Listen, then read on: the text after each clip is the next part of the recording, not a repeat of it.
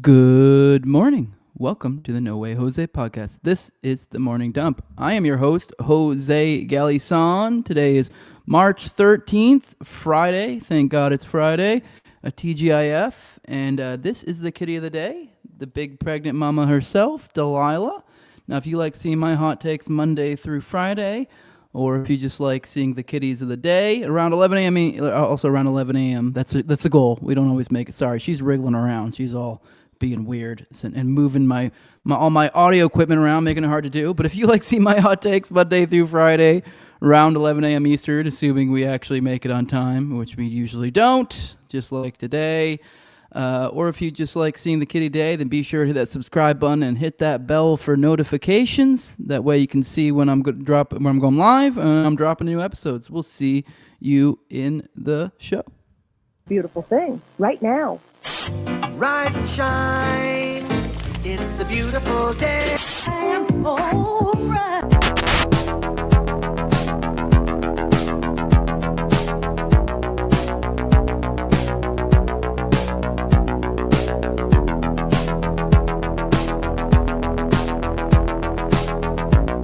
About a third of the building has been blown away. This is the bridge to white lights.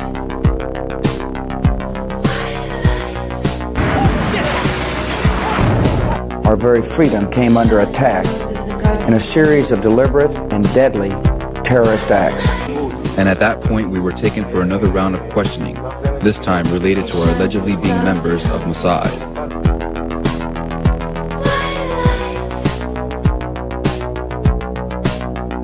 It's crazy evil.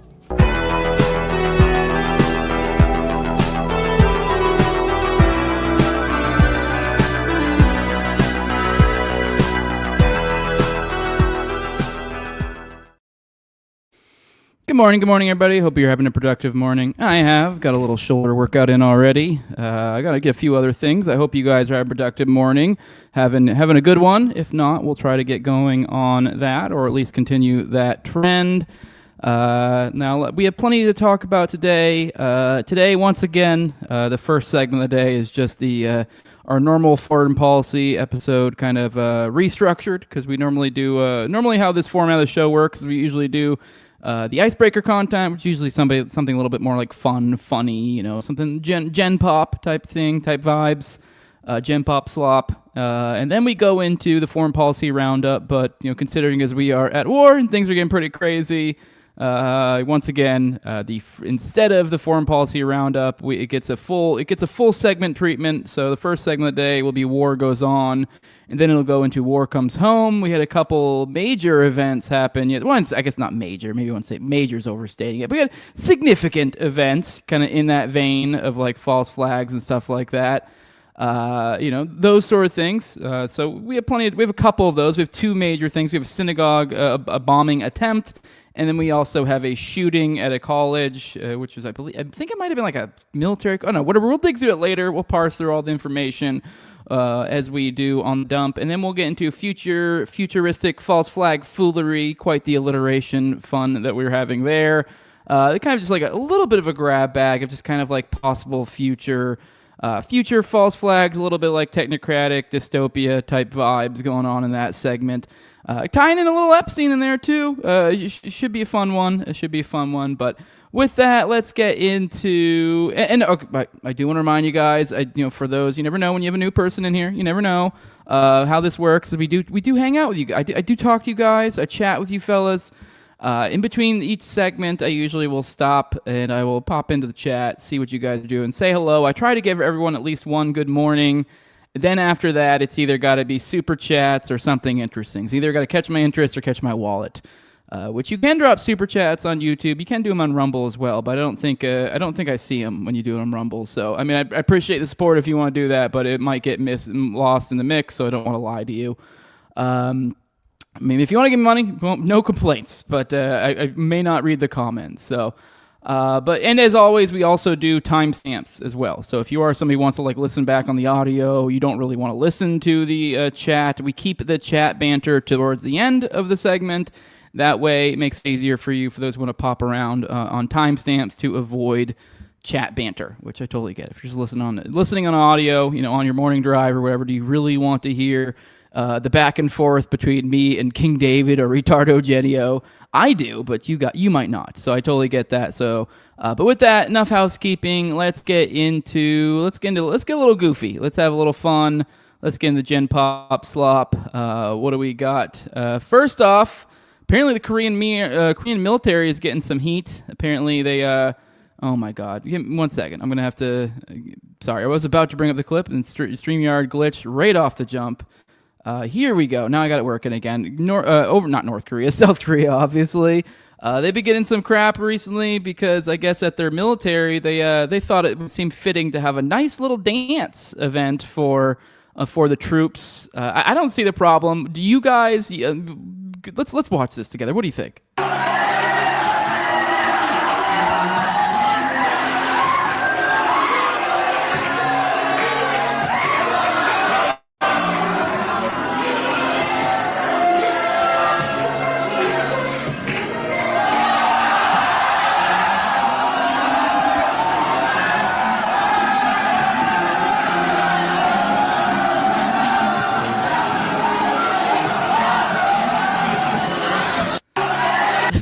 All right, for the audio listeners here, we're like, what's going on here?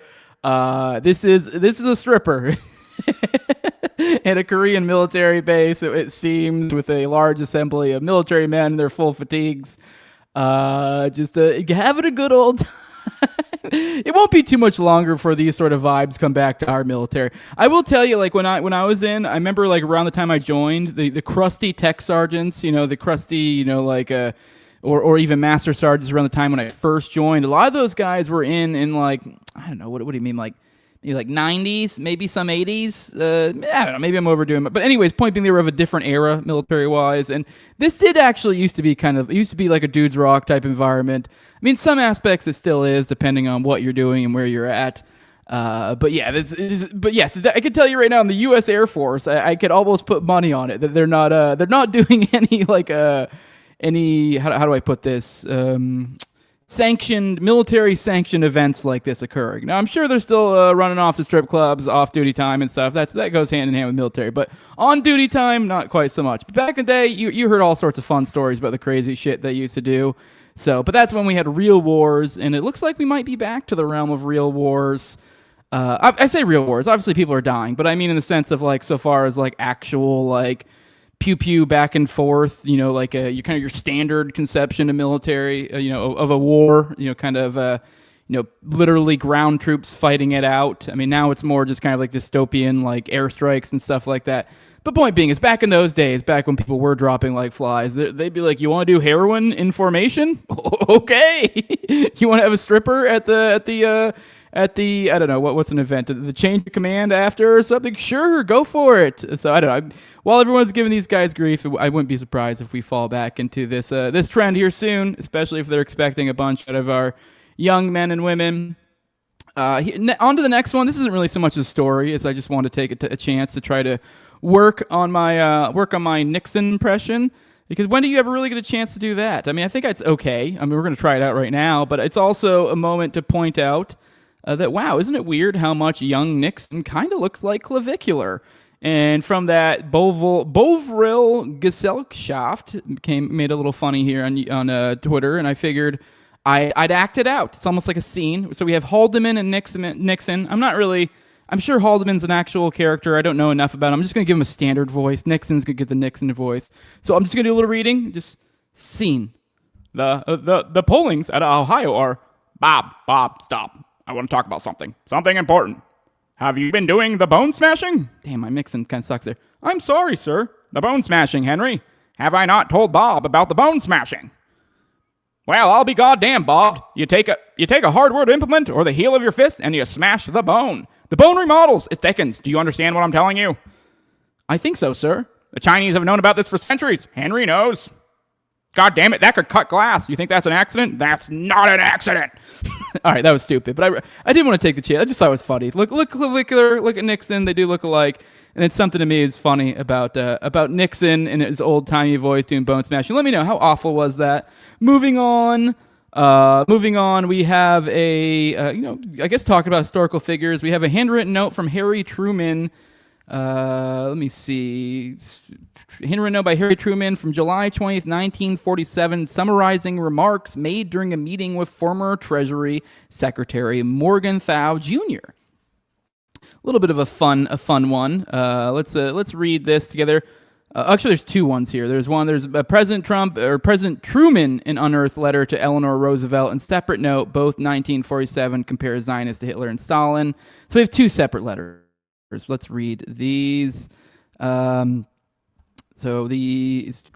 read my dear Miss Roosevelt. I read your telegram with regard to the Jews with a lot of interest. Hey, just a reminder for the YouTube censors, this is historical. I'm reading quotes.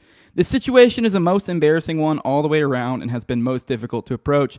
I hope it will work out. I understand that these ships were loaded and started to Palestine with American funds and American backing. They were loaded knowing that they were trying to do an illegal act. The action of some of our United States Zionists will eventually prejudice everyone against what they are trying to get done. I fear very much that the Jews are like all underdogs.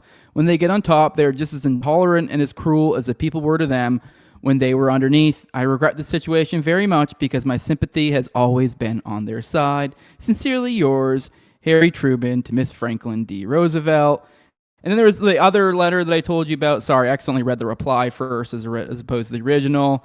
Here's a quote. It's in cursive. I'm not going to try to bother reading old-timey cursive, but like I said, this one's from Truman to summarizing remarks made with Henry Morgenthau.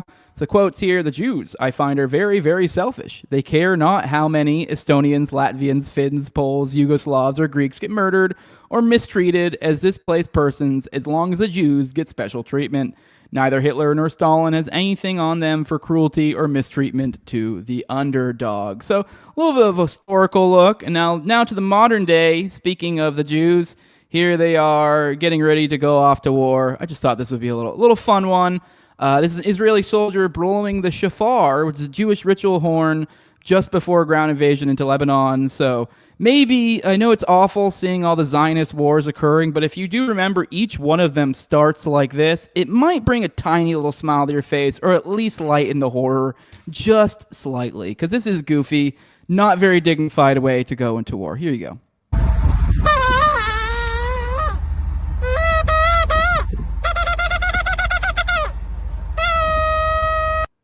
So not very cool. When I think of a horn, some sort of horn to go off to battle, I think of like the Horn of Gondor, something cool. That's fucking lame. So at least maybe that'll make things a little bit easier on you guys as as your gas prices continue to increase.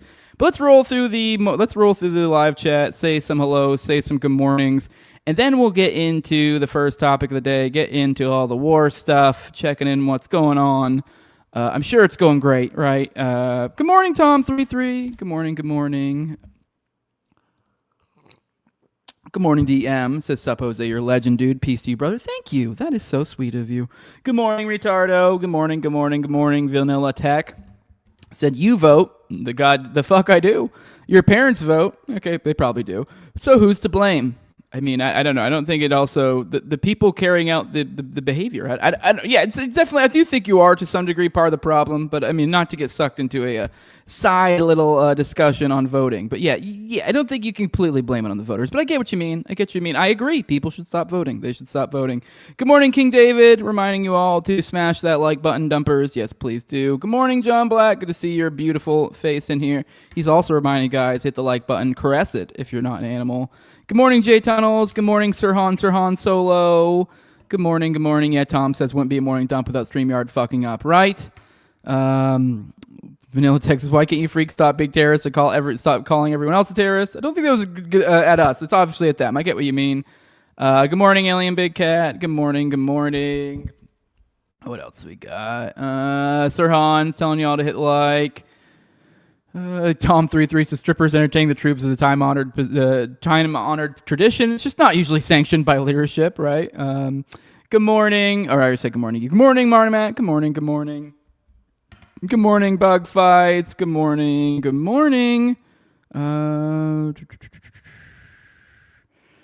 Who else we got here? Good morning, Rise to Liberty. Good morning, good morning. How is it these Israelis are so good at fighting when they are just fucking lame? Yeah, right. Good morning, Law Morgan. Good morning to you. Vote harder. It'll work this time, I swear. Yeah, guys, just vote harder. That'll get us out of this problem. What else we got? I think we're caught up. Good morning, Jorge. Good morning. Dumper's gonna dump. Yes, we be dumping. That's for sure. All right, let's get into the first story of the day. Let's get into, here we go, the new, not Khamenei, well, he is a Khamenei, but the new Ayatollah, that's the word I was looking for. I always mix it up. I always think the Khamenei is the title as opposed to Ayatollah. Ayatollah is the title. He made a statement. He's alive. Well, I guess this isn't necessarily proof of life. There was no visual confirmation. It was just a tweet, I believe. It was read on things. So that does leave some questions as to his well-being. Is he even alive? Is he hurt? But let's go through this. This is by Dave DeCamp over antitwar.com, which is where I typically source pretty much all my anti-war stuff for the show. So big shout out to them. They got a big shout out from Jack Dorsey the other day on Twitter, so that was kind of wild. Ayatollah Mojtaba Khamenei, who replaced his slain father as the new supreme leader of Iran, issued his first statement on Thursday, where he said the Strait of Hormuz would remain closed and vowed Iranian attacks on U.S. bases in the region would continue. Here's what he had to say. Certainly the leverage of blocking the Strait of Hormuz must also continue to be used. Khamenei said in his message, which was issued as a written statement and read on Iranian TV, he suggested that Iran could open other fronts in the war and vowed there would be revenge for Iranians who have been killed, including more than 100 girls and boys who were killed by a U.S. strike on an elementary school in the opening hours of the war. The retaliation we have in mind is not only related to the martyrdom of the great leader of the revolution, rather, every member of the nation who is killed by the enemy becomes a separate case in the file of retaliation, Khamenei said. And now here he is, for those who haven't got a good look at him, the new Ayatollah, the son of the previous one, so both Khamenei, so Ayatollah Khamenei to Ayatollah Khamenei, makes it pretty easy to remember. Of course, a limited portion of this retaliation has already taken concrete form, but until it's fully realized, this file will remain open above the others. We will be especially sensitive regarding the blood of our children. Therefore, the crime the enemy deliberately committed against the Shajara Tayyeba school Manab in similar cases holds a particular place in this process of accountability, he added. The Iranian leader addressed regional countries, saying that Iran wants good relations with its neighbors, but would continue targeting U.S. bases as long as they remain. From now on, we will again be compelled to continue doing this if necessary, although we still believe in the importance of maintaining friendly relations with those neighboring countries, he said. Khamenei also addressed the killing of his father, Ayatollah Ali Khamenei, who ruled Iran from 1989 until he was hit by an Israeli strike on February 28th. Mojtaba Khamenei lost other family members in the attack, including his wife, mother, and sister. Leader, with your departure, you have inflicted a heavy grief upon the hearts of us all. You always longed for this end, and finally the Almighty granted it to you while you were reciting the Holy Quran on the morning of the 10th day of the blessed month of Ramadan, Khamenei said, which I don't think I've talked about that enough. I do find it interesting little, I don't know how interesting you say, but I do think it's like almost like a little bit of an accentuate the issue. He was killed on Ramadan, which is a pretty well-known, isn't Ramadan a whole month, though? Or am I wrong? How long is Ramadan? If it's a whole month, it's less significant. But it said the 10th day of Ramadan, so, I mean, I guess if it's not just one day, I guess it's less significant. But either way, it was a pretty big deal in the Muslim community, so kind of a weird time to do it, somewhat, I don't know, depending on how long Ramadan is, I guess. So far, the younger Khamenei hasn't made any public appearances since he was named the new leader by Iran's Assembly of Experts. After his appointed, massive rallies were held in Tehran and other major cities to show support for the new leader. One of the many signs the U.S. bombing campaign is not bringing about regime change. And to this point, on those crowds they were just talking about, here's Abbas Araghchi saying he's proud and honored to have accompanied the strong, resilient people of Iran to mark International Quds Day. Iranians will always stand firm and never cower before cowardly attacks. Now here's a video of demonstrators when Tehran was bombed today. So, yeah, let's watch this. You can see the smoke there from the bomb, and here's all the people just screaming at it.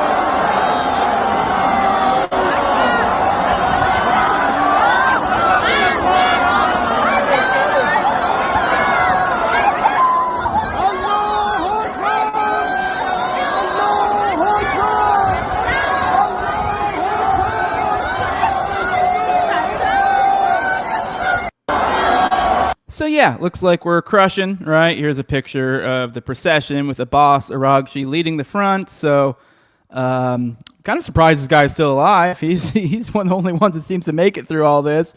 But yeah, and keep in mind the Secretary of War recently made a big deal about saying Iranian officials are hiding underground, and here we have a boss, Aragshi, just walking around. So yeah.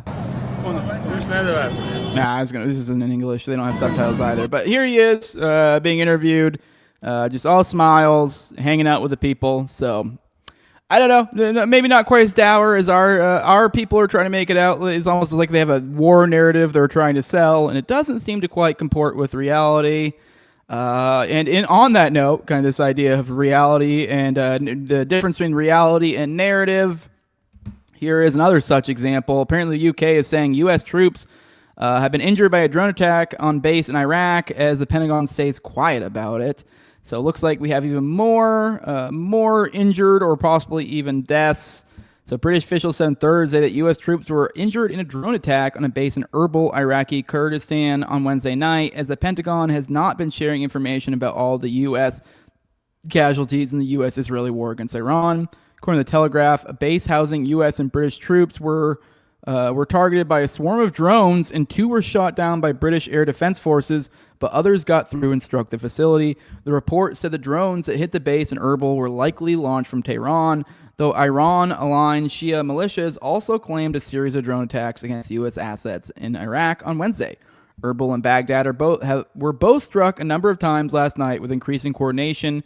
We have personnel in Erbil who are currently helping with the defense of that base, says Brigadier Guy Foden, an officer of the UK Permanent Joint Headquarters, from where British overseas operations are overseen. Last night, they shot down 2 UAVs coming to the camp, but a number of UAVs did impact on the camp.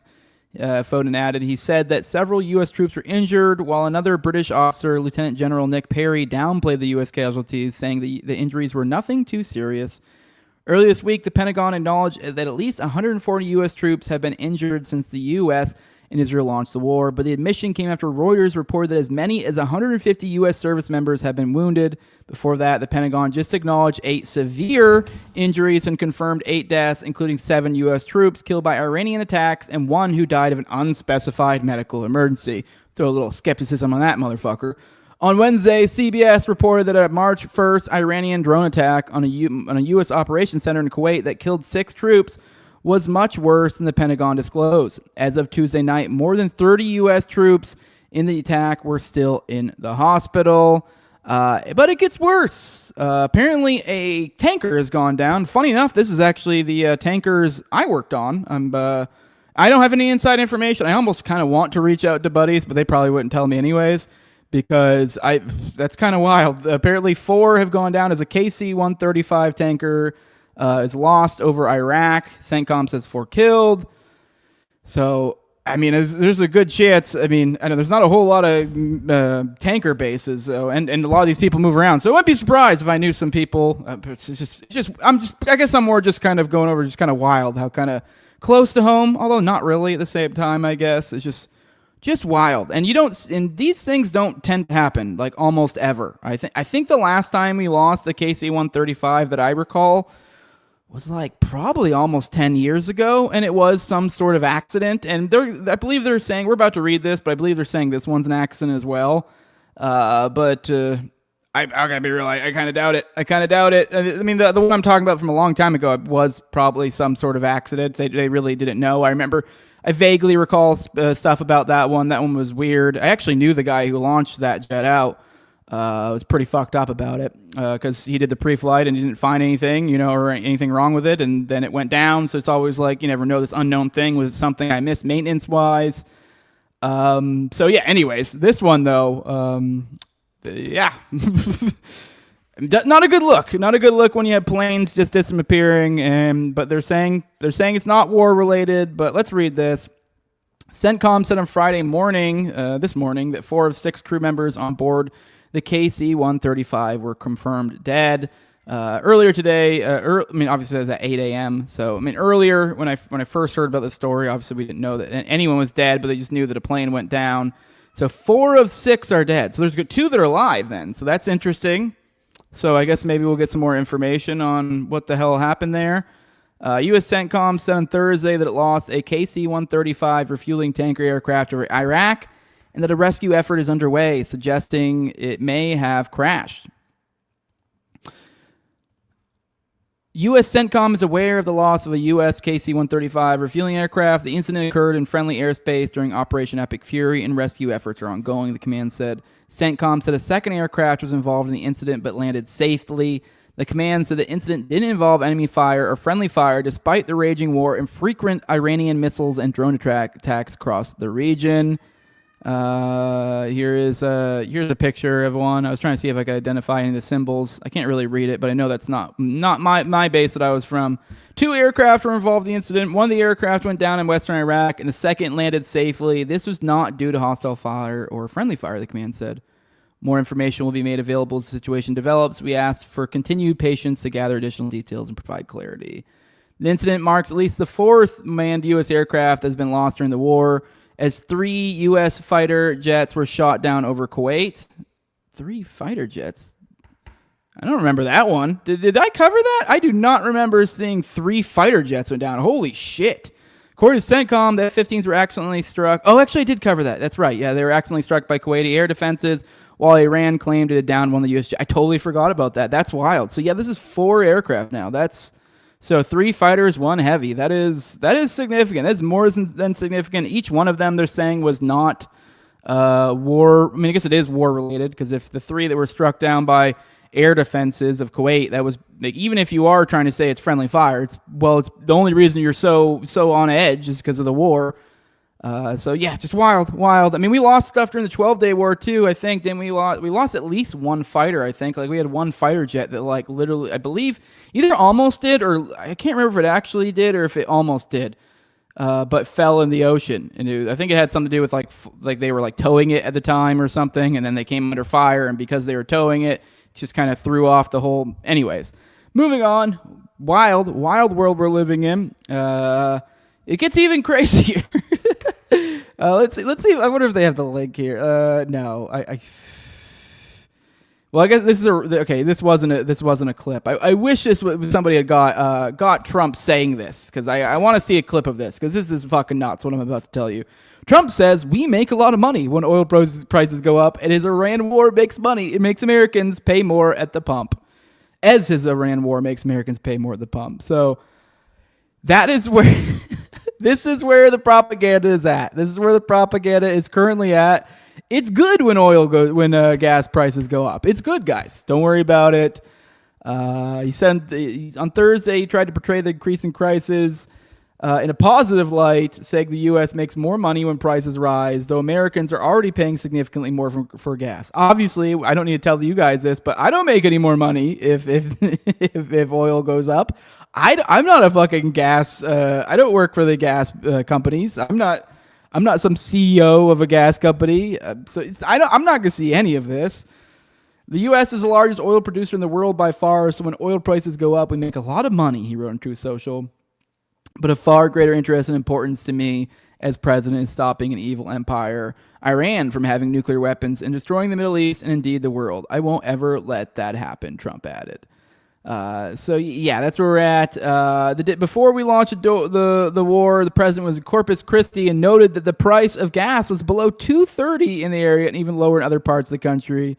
So he was bragging about this not too long. I mean, I remember this too. He goes, I just left Iowa 2 weeks ago, $1.99. Then I passed another one, $1.85. It's happening. But according to Gas Buddy, a tech company that tracks gas prices nationwide, on March 1st, 1 day into the war, the national average price of gas in the U.S. was $2.94. As of Thursday, it stood at $3.61, a 23% increase in just 11 days. Yeah, I've been seeing around like $3.70, $3.75 where I'm at. And yeah, it was actually below $3 for me, probably a couple weeks ago. So a little frustrating. I used to be able to fill up the car with under $30. Now we're over 40. So it adds up. It adds up. Price of oil is spiked as Iran is effectively shut down the Strait of Hormuz, through which about 30% of all seaborne crude passed in 2025. So, and as we covered yesterday, they're crushing it though. They're still using the Strait for their own purposes, so they're making hand over fist. They're doing just fine. No shortages for them. We also got 30 dead in Iraq from airstrikes. We talked yesterday about those PMU units and stuff like that. So the war continues, not just with Iran, with other people as well. So the spillage over continues. So unnamed Iraqi security officials told AFP that one of the strikes targeted a PMF base near the Iraqi-Syria border housing. Harakat Ansar Allah al-Afiyah, that's part of the PMF, is under U.S. sanctions. The PMF is a coalition of mostly Shia armed groups formed in 2014 to fight ISIS, and it is a branch of Iraq's official security forces. So we talked about this a little yesterday. I recommend going to check out my episode with Kyle yesterday. He did a good job of kind of helping us understand essentially how the war is going on in Iraq, because it's kind of against their official security forces, but kind of not, because they have different factions, and within those different factions, they have different religious groups, they have different alliances, and so we're sort of at war with Iraq, but still a tenuous situation. And then also kind of a little bit of an understanding how media is moving and kind of wondering, like, what is the deal with, I don't know, the casualty? Like, it seems like kind of at face value, if you're taking our country's propaganda and what they're saying, you're like, wow, it's not too bad. I mean, although I say that, it's pretty bad. But it's like, you can be like, oh, what, a few oopsies here and there, like less than 10 deaths. Like, ooh, well, it's probably a lot higher than that, as a lot of people have been saying, and the reason being is a lot of these countries, Israel, being one of them, and hell, even in the United States, you got, like, as I was kind of saying, like, I could try to reach out to my buddies, but they probably wouldn't tell me. The reason being is because they've probably already been briefed that, like, yo, if you know anything, shut the fuck up, because that's, I mean, if you're totally, and actually, it definitely makes sense from a military perspective. But they're also doing it on this, like, the civilian side of things too, of like, hey, if you see this, it's illegal to, video this or that or whatever. But for example, a British tourist faced a prison sentence in UAE for filming Iranian missiles. This is a 60-year-old man who's being charged with a law that prohibits sharing material that can endanger public security. He's still facing charges despite deleting the video when he was asked to immediately. So this is part of why the information is, you got to take everything with a gigantic grain of salt. And then moving on, kind of once again, and how it's spilling out elsewhere, Israel expands its evacuation orders in Lebanon, south further depopulated. This also is very much going to tie into our second segment of the day with some of the stuff going on the domestic front. So Israel's announced they're further expanding their evacuation orders in Lebanon today, introducing new boundaries to order civilians out of dozens of other towns that previously were not impacted in the order. The southern evacuation order was previously ordering civilians out of the area south of the Litani River, but Israel today revised that to the Zarani River, which runs north of Litani and enters the Mediterranean near Sudan. Since Israel launched this war on March 2nd, they have killed 687 people and have displaced some 780,000 civilians from their homes.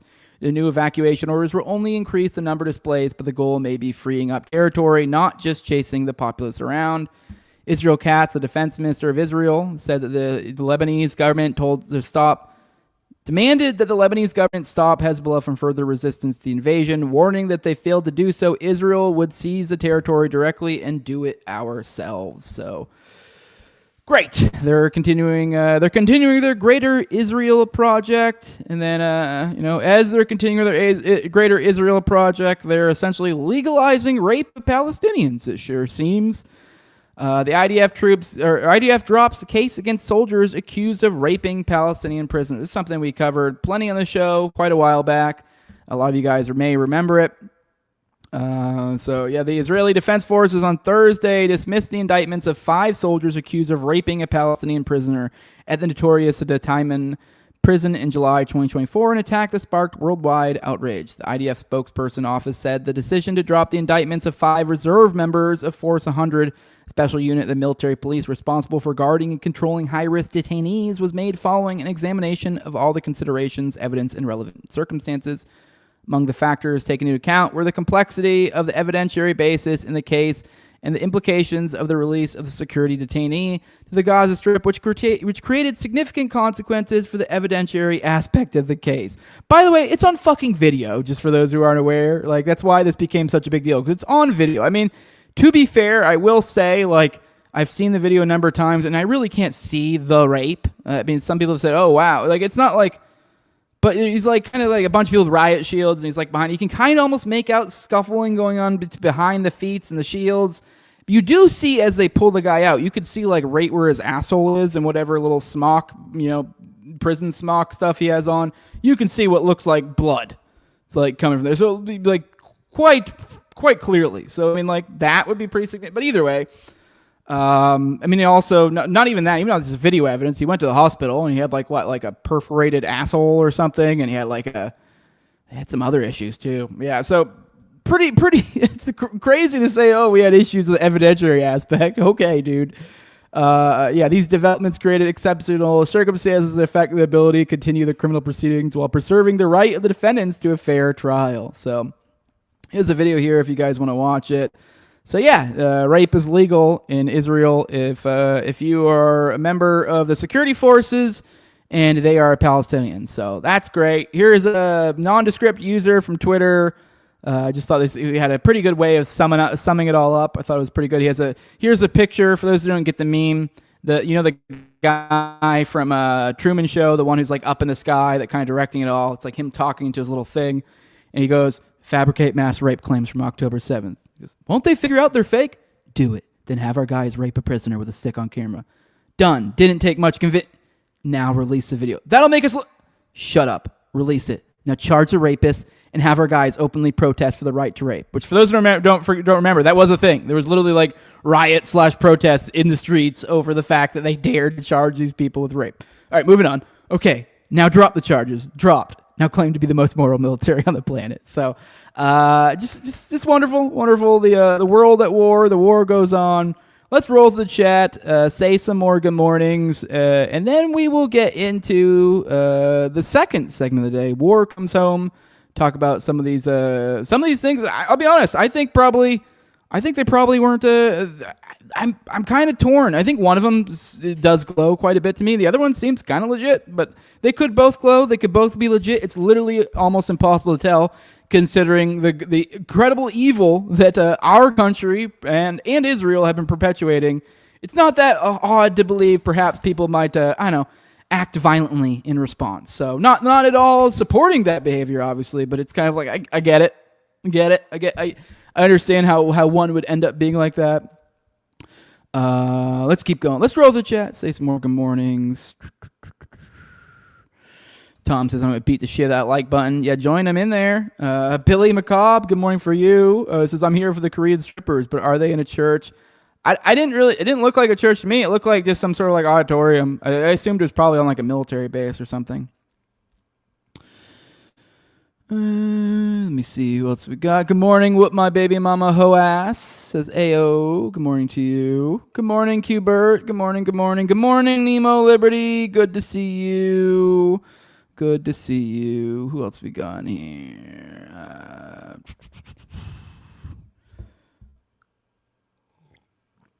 Jose is a connected nigga, says Q-Bert. I don't know what that means, but okay. I like it. What else we got? Ooh, Doofus. John Black stole my... good morning to you, Doofus Dog. Says, John Black stole my bicycle when he went out for milk 3 months ago, and no one has seen him since. Sounds believable. He is a bike stealer. That is for sure. What else we got?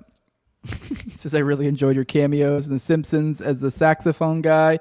He does have beautiful, glorious hair. I don't remember the saxophone guy, but I assume he probably had glorious hair. Good morning, GitHub. Good morning. Cubert says, what's a little rape between friends? I'm cool with it. Yeah, legalize rape. That's what we're here for. Yeah, I'm an anarchist. I want everything legalized. Base church, says GitHub. That's true. That could have been the base church. I didn't get any church vibes. It just looked like some sort of auditorium to me. It looked, but I don't know. Maybe you're right. I wouldn't be surprised. Qbert says he's also Doofus Dog. So you get two good morning. You know what, Doofus? You said, or Qbert, you said you're Doofus Dog on YouTube. You're Qbert on Rumble. Well, hey, here's the deal.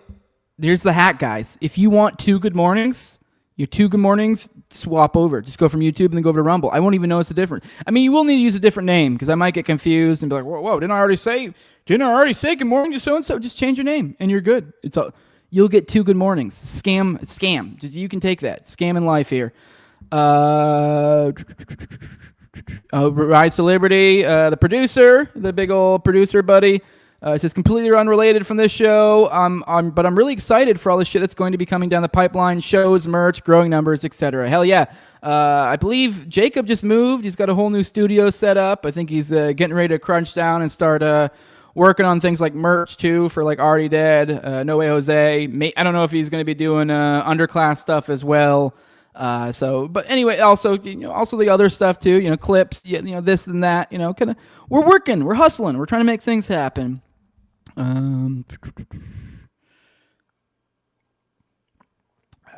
All right, let's get right into the war coming home. War comes home as it tends to do.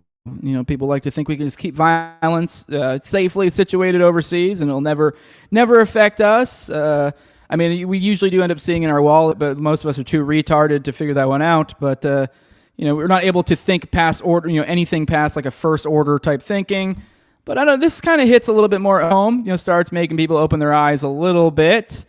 Although some people do fall into the old stupid lizard brain. Well, we gotta go kill them now. But here's Breaking 911. Says sleeper cells awakened? ? 2 Islamic terror attacks today, that happened yesterday. And in Virginia, there was a Mohammed Jalal who opened fire at Old Dominion University. 1 dead, 2 wounded. That's the guy on the right here. And then in Michigan, Ayman Ghazala rammed an explosive packed truck into a synagogue. That's on the left. So now these both were immigrants. Or it says right here, authorities both say both suspects were legal immigrants. And I believe, they were both naturalized. Like one was literally a military member. So both legal immigrants. So I wouldn't be a little bit surprised if, especially some of the conservatards, try to turn this into some sort of fucking commentary on immigration, which I guess there is an argument to be had there. But considering we're in the midst of this Iranian world war, essentially, I don't know. It might be a little bit missing the mark once again. Just like, remember when they made the legal immigration or illegal or immigration generally, the talking points when we had that Washington, D.C. shooting where it was literally a guy who worked for the fucking feds. Like he was part of the 0 units over in Afghanistan, I think, against the Taliban, I believe, if I recall correctly. He was part of those 0 units. And he actually got hooked up by the feds because, like, those 0 units, they get, like, obviously, it kind of makes sense. I mean, if you're going to have someone doing, like, wet works for you overseas, it'd be kind of wild if you didn't have some sort of deal worked out with them of, like, and we'll get you out of that region afterwards because, like, let's be real, there's going to be a target on your head. But, yeah, so those 0 unit guys, they were able to get out, and they were able to get a whole new identities and get hooked up with this and that. And despite all that, somehow the talking point became herder immigration. But so hopefully this doesn't happen again. We'll see. But let's get into the Temple Israel one. This is the one that was the Mohammed Jalal.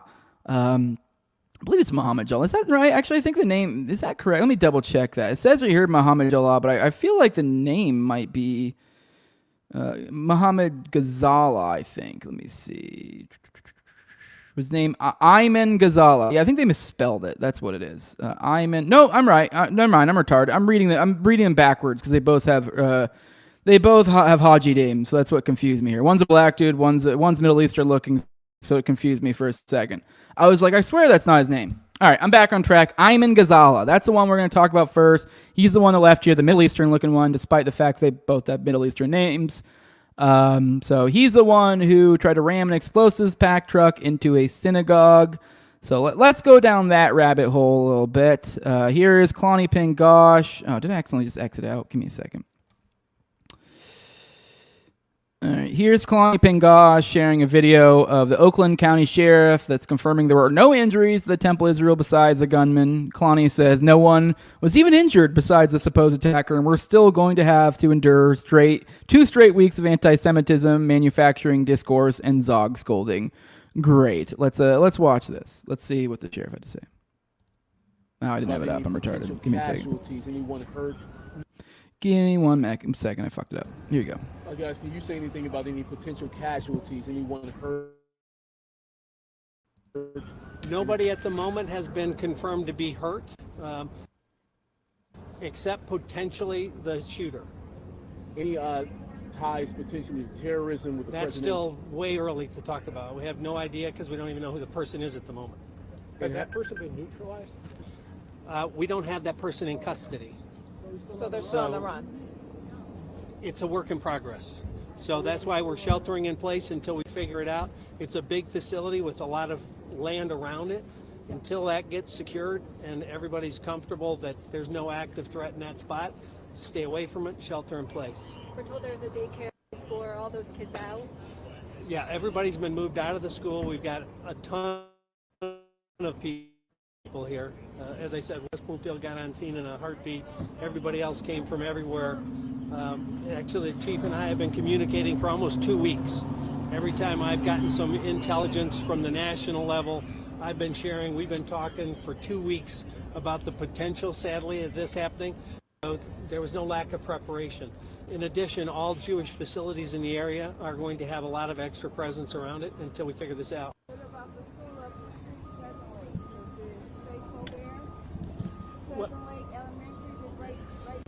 Well, again, we would tell everybody to shelter in place. Okay. Was there any security at this temple, as you mentioned? Yes, it was. Okay. And they engaged the threat. So there was one person that approached the security guard and... That's still a work in progress. Okay, and then shots were fired? Shots were fired. There are reports that somebody crashed with a vehicle into the building. Is that A vehicle was involved. Did it breach the building? We're going to get into more details when there's time for that, and the chief will lay out exactly, specifically what happened. But we just want everybody to kind of know what's happening as we get it. More will come to you. Thank you. All right, so there's a sheriff talking about it. You know, I thought it was a little interesting him talking about they've been kind of anticipating this, and then also the fact that they're kind of be on high alert and kind of guarding all the Jewish stuff nearby. So I don't know, a little interesting. Here's a piece from Newsweek digging into who Ayman Ghazali is, the alleged Michigan synagogue shooter. It says the suspect in Thursday's attack on Temple Israel in West Bloomfield Township, Michigan, has been identified as Ayman Mohammed Ghazali.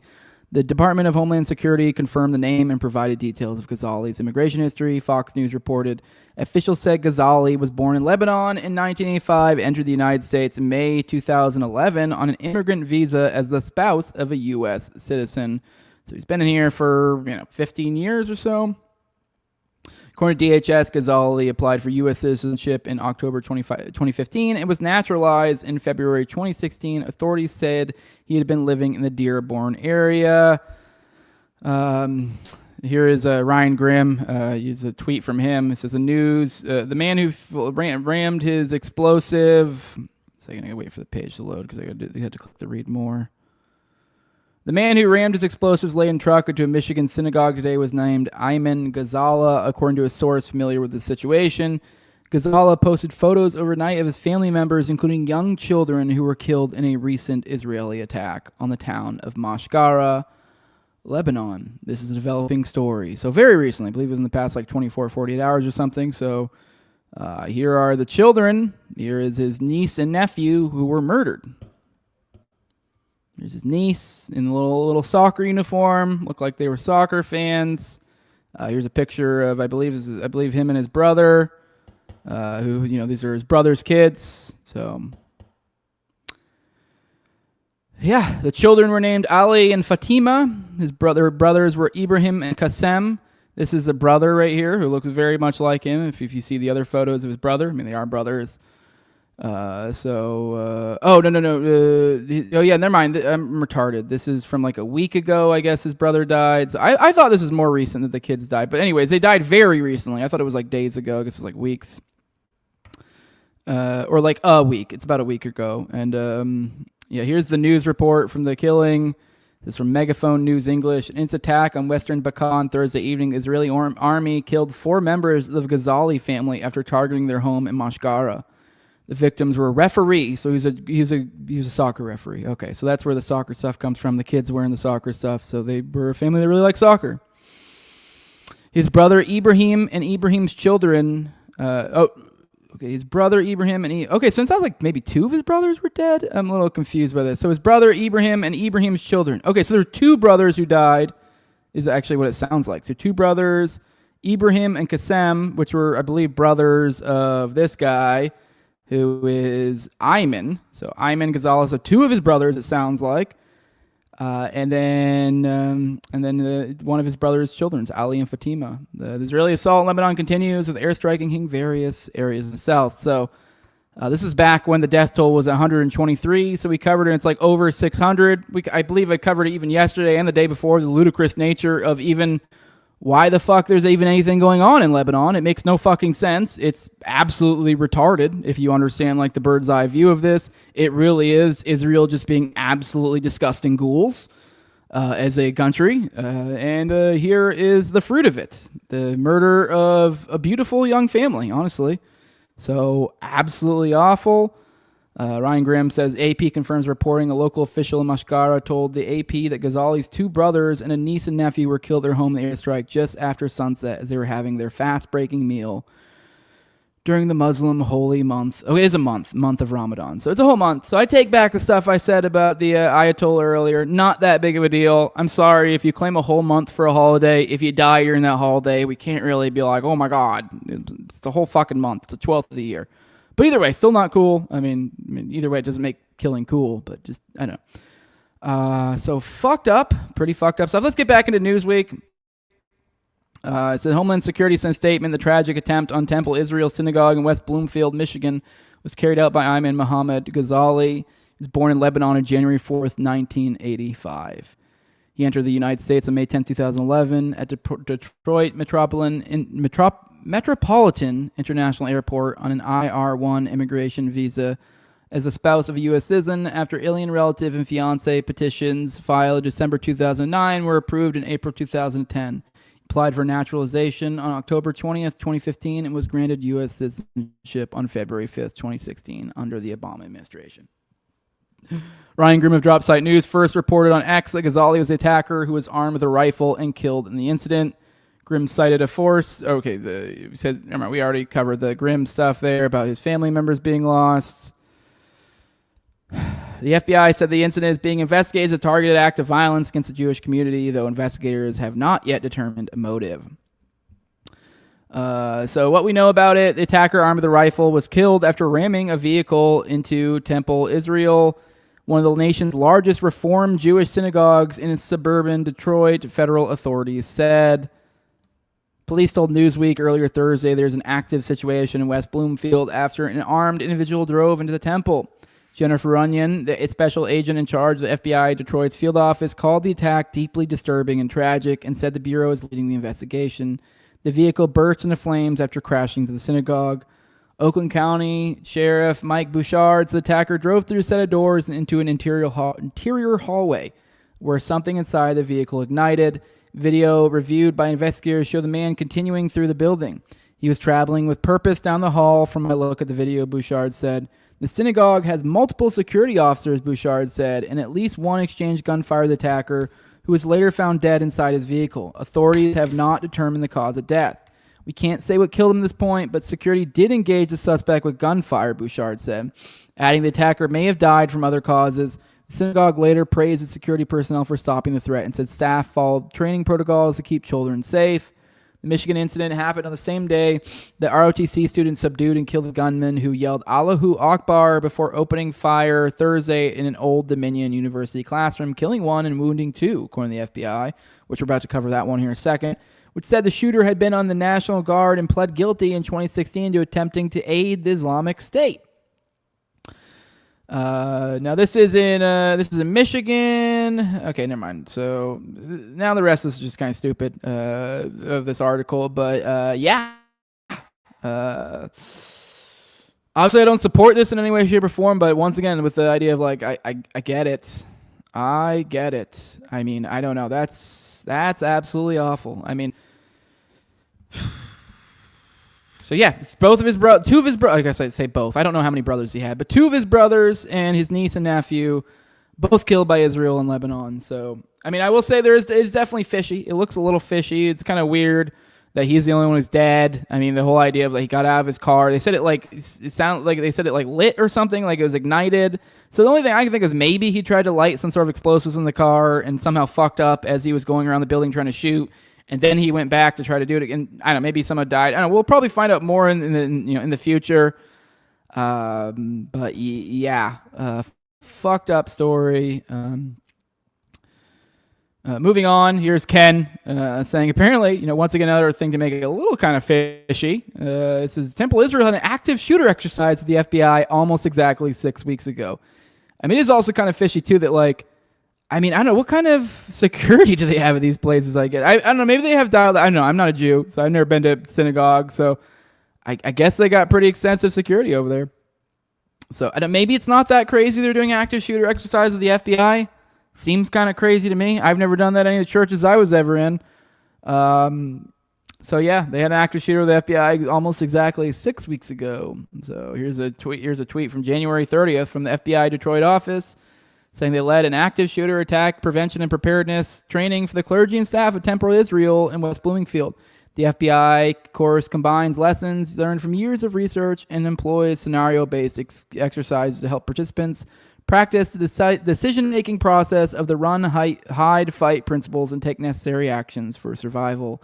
We appreciate them for having us. So there's them. Yeah, they did it. They did this little. They ran an exercise about 6 weeks prior, which I don't know. Okay. Another thing, a little fishy on the fishy side of things. Here is Here is video of the response, the police response. It's absolutely insane. Give me a moment. I'm going to bring it up and back down and back up again, so that way I can get some audio on this. I don't know if we'll be able to hear anything, but looking at it, pretty wild. Look at the insane amount of cop cars. See MK Ultra Violence here. One of my mutuals says, when you get 6 stars in GTA.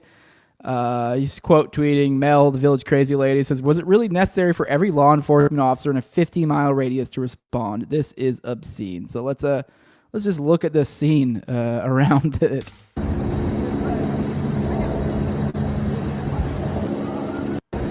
So yeah, it's got to be at least 100 cars that we can see just there.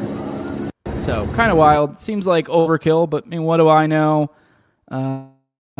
Moving on, here's a Chabad Lubavitch rabbi. This is completely unrelated, guys. Completely unrelated. Completely unrelated. Let's watch this.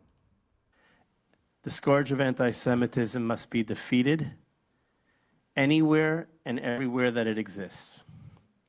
As we just heard before, from holding universities accountable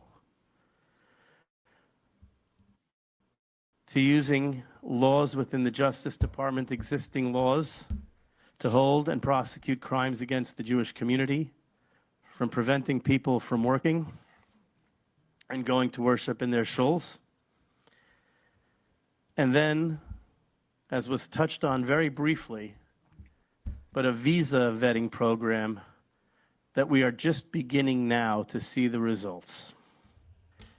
The scourge of anti-Semitism. Okay, so visa vetting program. So this is Shadow of Ezra said Chabad Lubavitch rabbi and U.S. anti-Semitism czar Yehuda Kaplan announces that the Justice Department will use the law to prosecute Americans or prevent them from getting a job if they commit anti-Semitic crimes against the Jewish community. It says scourge of anti-Semitism must be defeated anywhere and everywhere that it exists. Laws. I don't know. Maybe he may have been overstating that a little bit, but let's be real. They're gonna make this shit illegal. Moving on to the Old Dominion shooting. Let's cover that a little bit. It says Old Dominion shooting is being investigated as active terrorism, FBI director says. Let's get into it. This is written by Minivan Burke. It says authorities are investigating a shooting at a Virginia college Thursday that left 1 victim dead and 2 injured as an act of terrorism, FBI Director Kash Patel said. The gunfire erupted shortly before 11 a.m. in an ROTC classroom at Old Dominion University in Norfolk. Officials said, what is Old Dominion? Because I see I got the military stuff. It makes me think it's some sort of, let's look this up real quick. It's just a public university. Okay. I just thought it was weird that he was military, and then one of the people he targeted was military as well too. It was like, is this some sort of weird military college or something? But anyway, it says the gunfire erupted shortly before 11 a.m. in an ROTC classroom at Old Dominion University in Norfolk. Officials said the victim, Brandon A. Shaw, an Army lieutenant colonel, was an ROTC instructor described by Virginia Governor Abigail Spanberger is a devoted teacher who didn't just lead a life of service to her country, he taught and led others to follow that path. 2 other U.S. Army personnel were injured. U.S. Army Secretary Dan Driscoll said the gunman, a former member of the Army National Guard who previously pled guilty to terrorism-related charges, was also killed in the shooting. The FBI identified him as Mohammed Baylor Jalal. He was 36. Dominique Evans, a special agent in charge of the agency's Norfolk field office, said that he shouted Allahu Akbar and was subdued by students who rendered him no longer alive. Okay, that's kind of cool.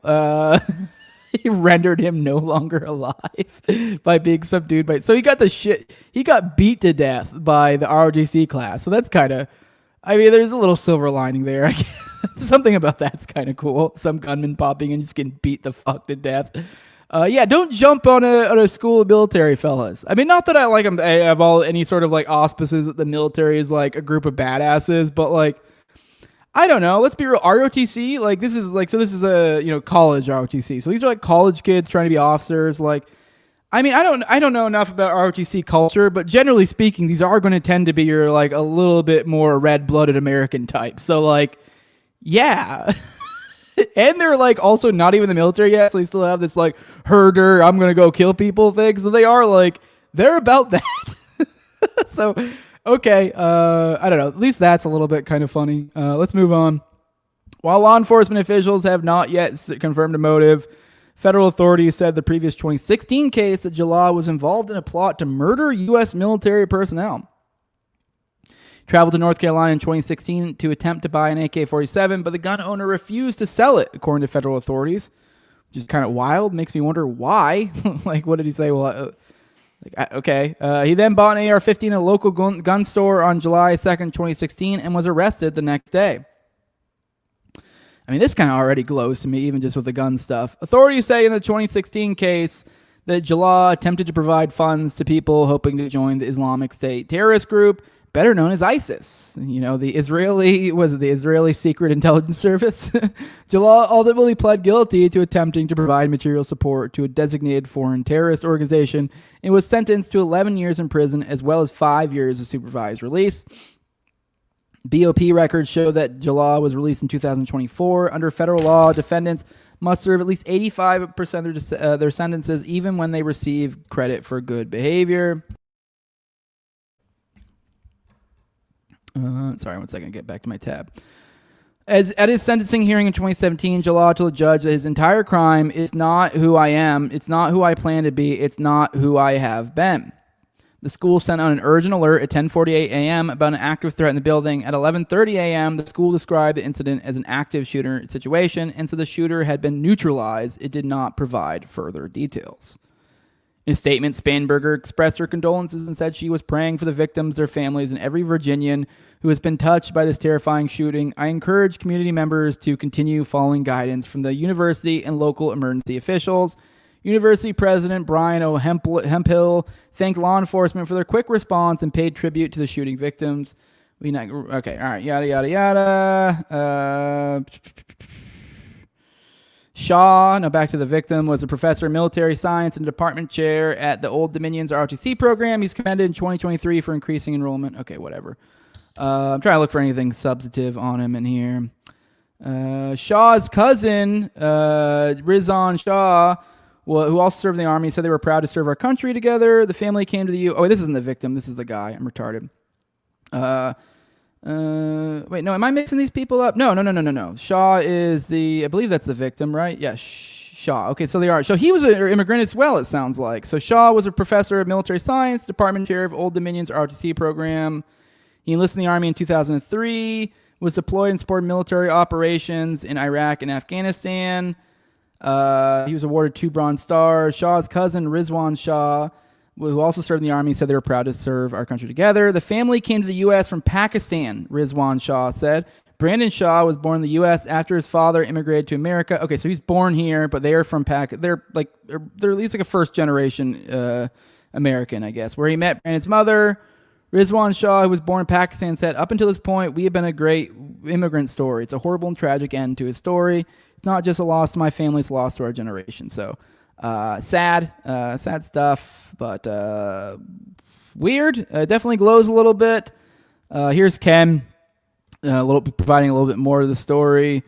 And he's saying right here, he's saying that the shooter is a former Old Dominion student. So I think there also might be more to this, because this does seem weird they're both sort of immigrants. I don't know. Maybe that's not really that much of a tie that binds, because this guy was from, where was he from? He was from Sierra Leone, wherever the hell that is.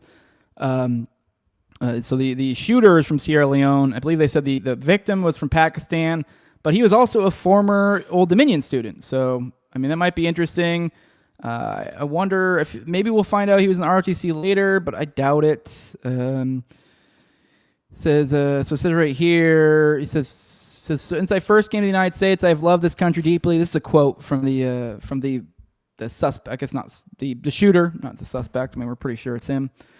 I have loved this country deeply for saving me and my family and for giving me so many opportunities I would not have otherwise. I always felt a desire to give back. Back long after I started college at Old Dominion, the wording there is weird. I joined the Virginia Army National Guard as a way of contributing and helping protect this great country and see it prosper. Since I was young, I had been inspired by seeing soldiers in uniform and believed in the noble purpose of the military. I want to be a part of that and to give back. I want to be a good soldier and make my family proud. So he's from this school, which I think is significant. And also, I guess, kind of end on a little bit of a funny note. Ken's saying apparently, I think this is a 2016 event is what he's referring to here, him trying to join ISIS or whatever, or help ISIS.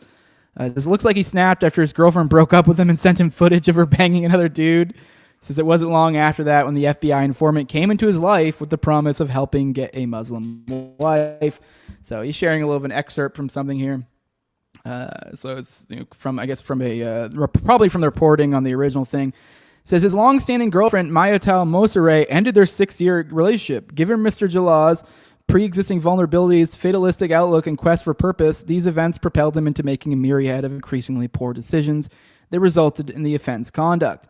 When Mr. Jalah eventually returned to the United States, he was devastated when Miss Mosere declined to resume the relationship and profoundly humiliated when she and her new boyfriend began sending risque photos and videos. So, what a breakup from hell. I mean, obviously not quite as bad as like both your brothers and your niece and nephew being murdered, but it's pretty bad.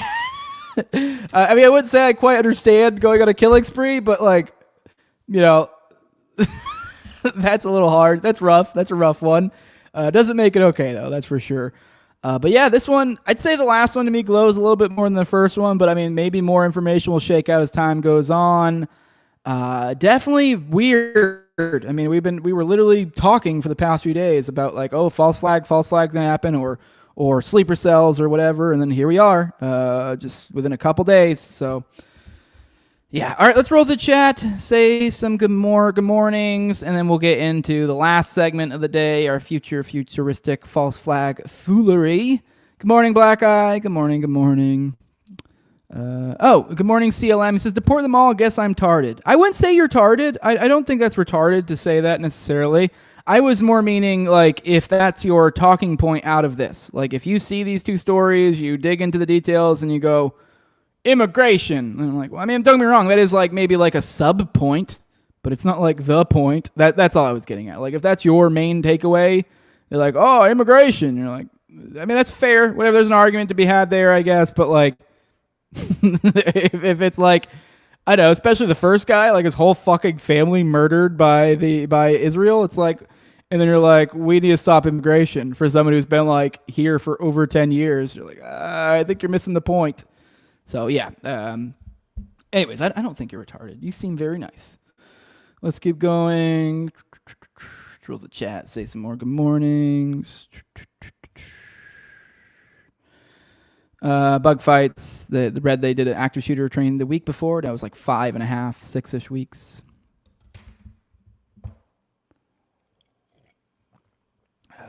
Oh yeah, Rise to Liberty sounds almost exactly like the same attack that happened at that LDS church in Michigan a few months ago. Yeah, you're right. I do recall that. Yeah.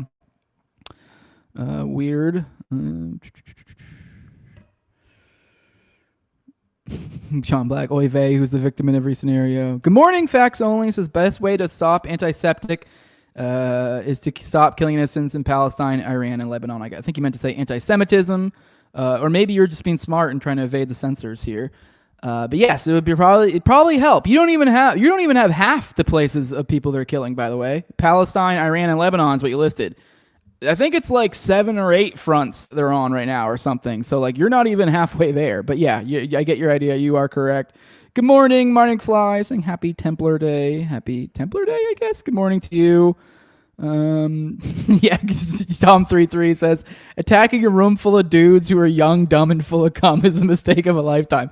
Yeah, this is like the shit that like young boys, like the men who are like the jocks, the guys who, like the red-blooded American boys / men. Well, actually even men, like as boys, like we were in high school and just sitting there and bored in science class, what we were thinking about in our head is like probably about good 20, probably like maybe 30% of the times like boobies, but like maybe like a 25% of the time it was like, what if somebody came in here with a gun? What would I do? Or what if that person next to me just violently attacked me? How would I murder them? Like these are the sort, like this is what we dream of. Like obviously it's not that we like literally want violence, but it's like sort of do. We're kind of excited by it. So at least I'm speaking for myself. So yeah, they're definitely a dumb move. Good morning, Tara. Good morning. What's up, my homies? Oh, it is Friday the 13th. Way to point that out. Good morning. Did I say good morning to you, Gautist? If not, good morning. Let's keep going. What else we got?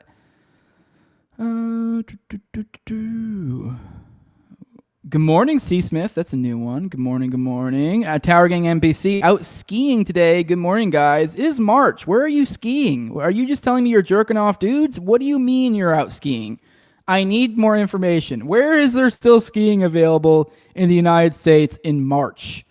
I mean, isn't it like spring? I mean, I don't really know because I'm in Florida and seasons don't exist. It's basically all just like, I don't know, kind of cold and then summer. Like, so yeah, I don't know. Maybe I'm wrong. Maybe I have my seasons fucked up since I've kind of forgotten the concept of them living here. But yeah, I think you're jerking off dudes. Let's keep going. Sunday River says Tower Gang. I don't know where that is, but well, I hope you have fun jerking those dudes off. It sounds like a great time. All right, let's get into the last segment of the day.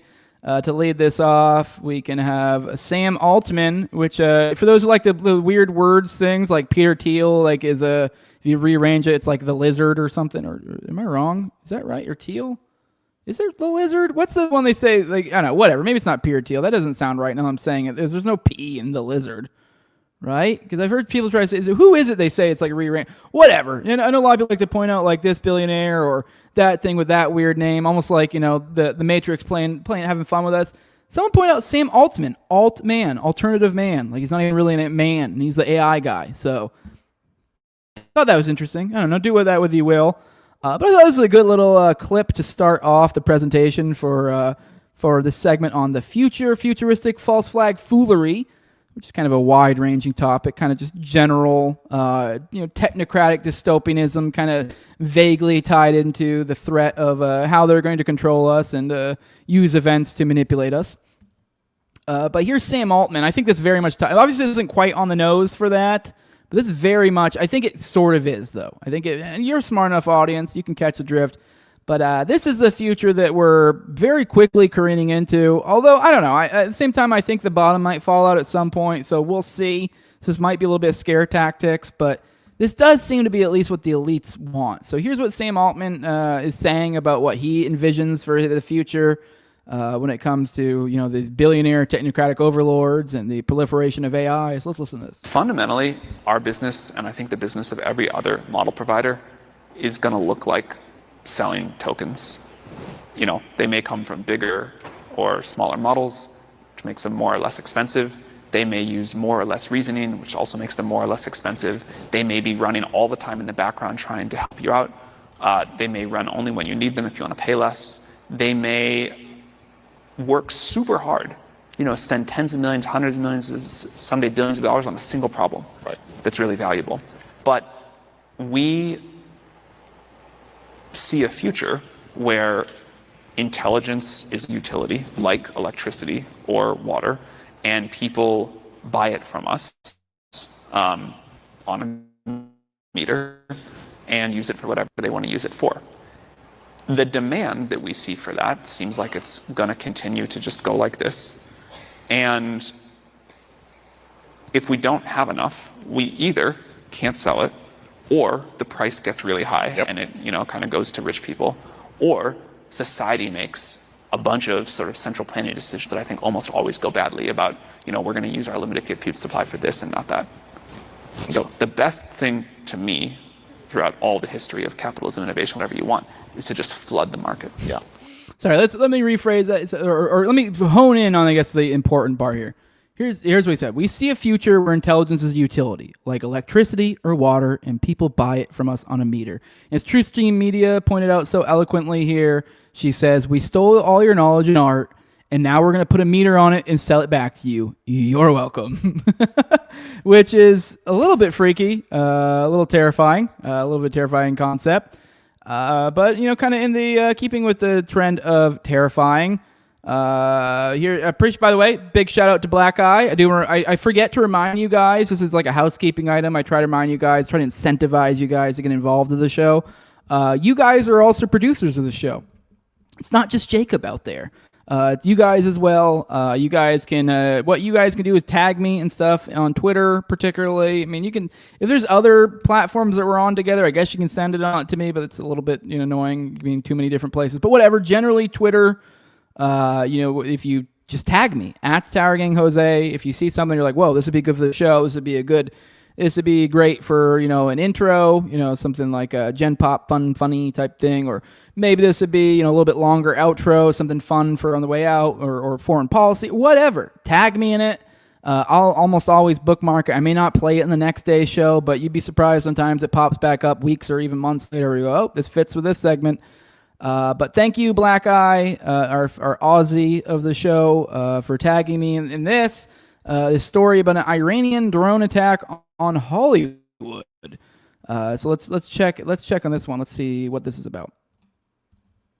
Close here. I hope you're all well. So you'll have seen within the mainstream media they are planting this story. Fuck, about it's not English. It's not subtitled. We're gonna have to damn it, Black Eye. Next time, you're gonna have to subtitle. Give me one that's subtitled or in English. I'm just kidding. He's got a really crazy Australian accent. I couldn't miss the cheap joke. We only speak American around here, right, guys? Let's watch this. Close here. I hope you're all well. So you'll have seen within the mainstream media they are planting this story about the Iranians ready to do a drone swarm in California. I'm going to target the Oscars of all places. Very interesting that the Iranians would pick that. Has anybody ever looked at a map, seen where Iran is versus where the west coast of the United States of America is? Well, some people perhaps don't really know much about maps in that part of the world, but here we are. Anyway, isn't it amazing that drones were then stolen from Fort Campbell, and they were a very specific type of drone by a company called Skydio. Skydio, very much linked to the IDF. Look, this is why we have to get the word out. We cannot let them get away with these false flags. This is what they used to do. They would plant the story in the media. There would be this mysterious theft, and then it would happen. We know what they're up to. They want to keep this war going. It's a total false flag.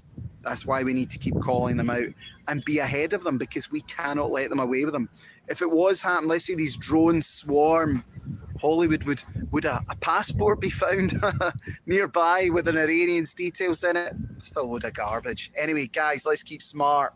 Let's keep using our brains now. Oh no, they might attack Hollywood. Oh no, not Hollywood. Oh no, not the city of sin. Oh no. Anyways, whatever. But yeah, apparently 4 drones were recently stolen from Campbell as they are planting stories about a potential Iranian drone attack, which, I mean, our ears should perk up since they were basically did the same exact thing with those last 2 stories we just covered, where they were signaling those for days, if not about a week or so, and then it materialized into real life. So be concerned. I would definitely keep an eye on this one. I also think it's worth mentioning how bizarre it is that they're kind of doing things backwards these days.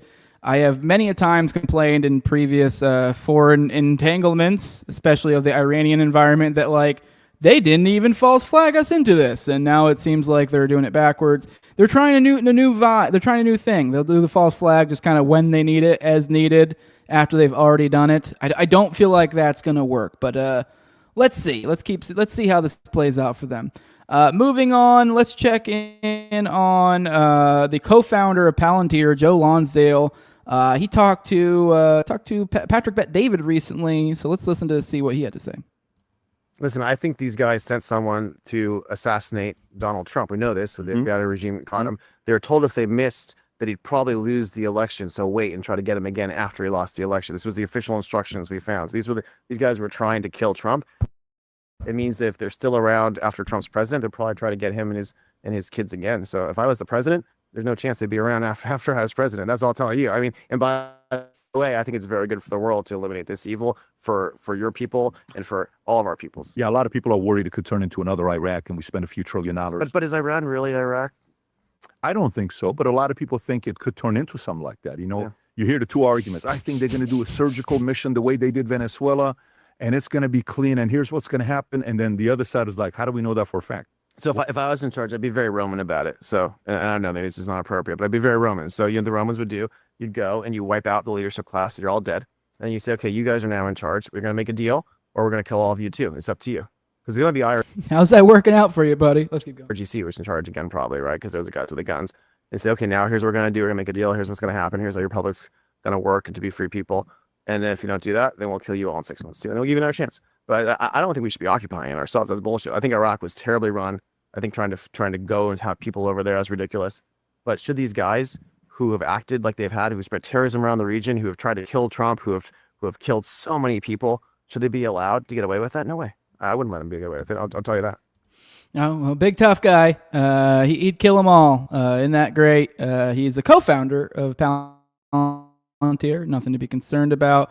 Ken chimed in here. He said, this crap comes from the same informer whom the FBI found to be a liar. It's absurd on its face. No one thought in October 2024 that Trump would lose the election. Most importantly, this allegation was included in a criminal complaint but didn't make it to the indictment. So he's sharing here. He highlighted October 17th, October 28th, and November 7th, 2024. Certain of Shakari's statement to the FBI during his interviews appear to have been true and others appear to have been false. This is the informer we talked about before in the whole, I believe this is I forget. I think, yeah, this is the most recent one that I think we still don't have a lot of information on because it's Shakari is one of them, and then Merchant are the other two that all these Zionists are hanging their hats on. And both of them are basically bullshit. Shakari kind of on its face. We have limited information from my recollection, and even then, like the bits that we do have are stuff that show it would be false. He was also at the time trying to, if I recall correctly, he was admittedly, I think I forget the specifics on it. He was supposedly working on some plot or something, and I don't know if he told on himself, but I don't know. He was basically in all of this. He was trying to get time cut down for one of his buddies in Iran or whatever. I forget the specifics of it, but it's not as clear on its face. So, all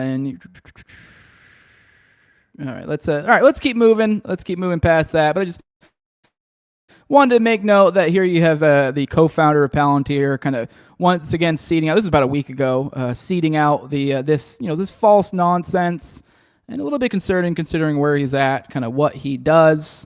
Kind of once again circling around Thiel. Here is his Jew, Eric Weinstein. Peter Thiel's Jew, Eric Weinstein. He's literally his money guy. I'm not even kidding. It's like I'm being a little bit facetious, but he is Peter Thiel's money guy. So anytime you see this guy mauling about whatever, just remember that. Don't forget who this weirdo is. This is what makes him relevant. Is that he is buddies to Peter Thiel. And keep that in mind as much as he goes on Rogan and all this shit. This is like Thiel's money guy. He handles his money. So like, big deal. But anyways, enough of that. Let's watch this video. I guess he's going on about UFO shit, which I think seems relevant if we're talking future false flags. So let's see what he's saying. There's a private air force that seems to come down from the skies and destroy equipment of people observing UFOs that I think turned out to be the CIA's Office of Global Access. I wasn't smart enough to figure out how you could hide an air force inside of the United States from a breakaway society, but I think it was just the CIA. So, that was bad for me. I didn't get that right. Sorry. So I don't know if you missed that. Quote in there, there's a private air force that seems to come down from the skies and destroy equipment of people observing UFOs that I think turned out to be the CIA's Office of Global Access. So he's saying the CIA is a private air force that destroys UFO observation equipment. Kind of wild. Maybe there's truth to it. And Boltzmann Booty says, why is a Peter Thiel employee going on TV and making stuff up about UFOs?